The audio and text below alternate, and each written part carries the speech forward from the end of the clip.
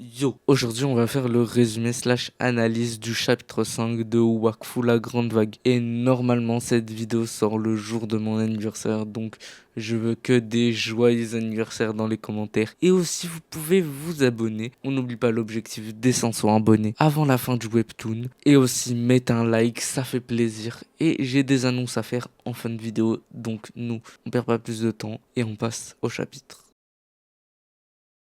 Alors, le chapitre commence sur Amalia qui se recueille sur la tombe de sa famille et qui dit que même morts, les Sadida ont toujours un rôle à jouer vu qu'ils se transforment en arbre et transfèrent le CO2 en oxygène, donc à l'origine de la vie. Et au fait, Yugo est présent. Amalia dit que depuis des siècles, sa famille a veillé sur les forêts du royaume Sadida et qu'elle est la dernière de sa lignée. Alors, j'ai juste une question. Ils n'ont pas de cousins dans leur famille, aucun. Pas de frères, pas de... Non, ok. Et doute de la capacité d'Aurora à protéger leur forêt. Mais Amalia demande de l'aide à Yugo et Yugo lui rappelle que pendant 10 ans, ils n'ont jamais abandonné et que ce n'est pas maintenant qu'ils vont abandonner. Mais Amalia lui rappelle que Aurora attend l'enfant d'Armand et qu'elle est légalement en droit de récupérer son trône et que son frère aurait accepté cette décision. Mais Yugo lui rappelle que, comme elle a dit, Aurora ne sait rien du royaume Sadida et que, en tant que roi des Héliotropes, il a son mot à dire. Alors je tenais à rappeler que Yugo était prêt à sacrifier des arbres pour arrêter les nécromes. Enfin bref, Amalia dit à Yugo que les Douziens ne l'écouteront pas car il vient d'un autre monde et qu'il est étranger. Très bien, elle a activé le mode Z.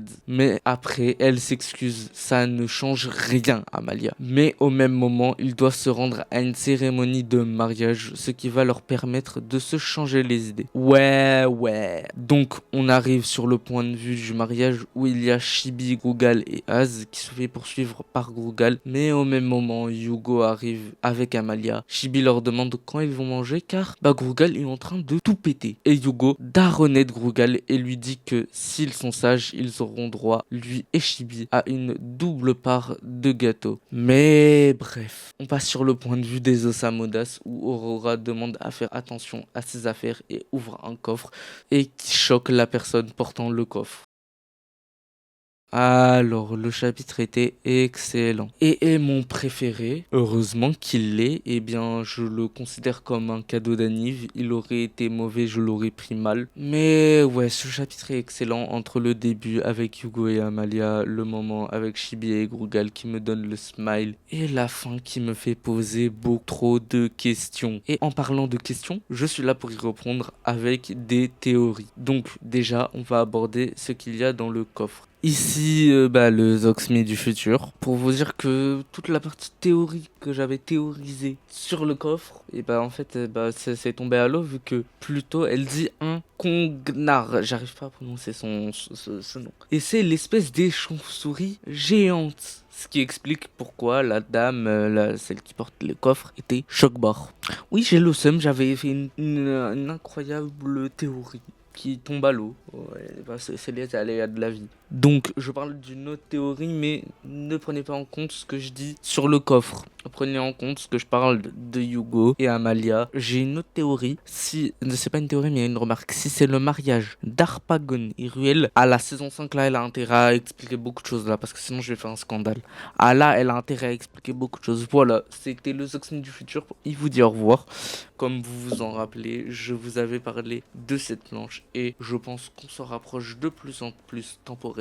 Et ce sera la fin du prochain chapitre. Qu'il y aura dans le coffre serait une fiole de poison. Voilà, la vidéo est terminée, mais j'ai des annonces à faire. Déjà, c'est mon anniv, mais je vous fais un cadeau. Il y aura une vidéo top de mes persos favoris qui sortira un jour parce que j'ai un problème et je ne peux pas la faire directement après la vidéo. Quelque chose que j'attendais depuis très longtemps. Je vais enfin pouvoir me lancer sur Twitch, c'est faux, sur Twitter. Voilà, je vais pouvoir vous parler de l'avancée sur chacune des vidéos. Vous allez pouvoir savoir. Je vais pouvoir vous informer. On est bien. Il y aura toujours 2-3 posts sur l'onglet communauté, mais tout se passe sur Twitter. Lien en description. Nous, on se retrouve pour le chapitre 6 ou pour une prochaine vidéo. De passer une bonne journée. Adama et la fraude, la plus grosse fraude, le fraudulesque.